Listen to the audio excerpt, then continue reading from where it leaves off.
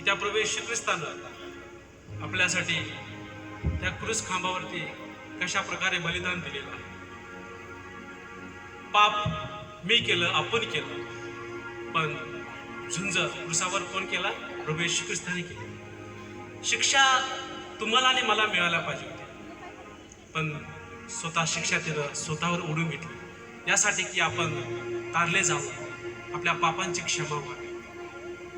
प्रभू येशू ख्रिस्तात जर तुम्हाला काही गोष्टी सांगायचं म्हटलं तर माझ्या जीवनामध्ये प्रभू येशू ख्रिस्त येण्याच्या अगोदर मी खूप जगातल्या गोष्टी करणारा व्यक्ती होतो. माझं जीवन पापाने भरलेलं एक जीवन होतं.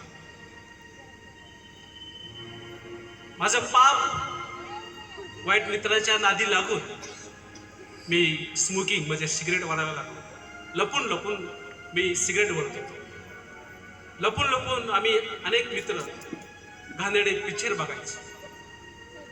असं पापानं भरलेलं माझं जीवन होतं. दृष्टी पापाने भरलेली, हृदय पापाने भरलेलं. अनेक वाईट मित्राच्या नादी लागून खूप काही घाणेरड्या गोष्टी मी करत होतो.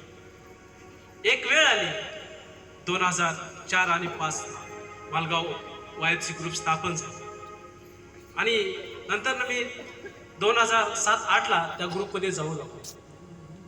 आणि इथे जे बसलेला आहे, जे कॅशो वाजवत आहे ना, ह्या व्यक्तीमुळे मला ख्रिस्त समजला.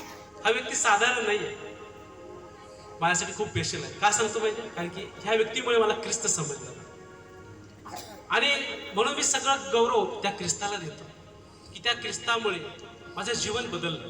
त्या ख्रिस्तामुळे माझं जीवन पूर्णपणे प्रफुल्लित झालं.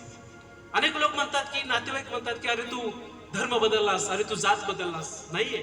मी त्यांना सांगतो की मी जात धर्म नाही बदलला, मी माझं जीवन बदललं. माझ्या मनाचं परिवर्तन मी करून घेतलेलं आहे. आणि मी सर्वांना सांगतो की येशू ख्रिस्त जात नाही, धर्म नाही बदलत, तर तो जीवन बदलतो. आणि म्हणून त्या ख्रिस्तासाठी आपण सर्वजण गीत गाऊया.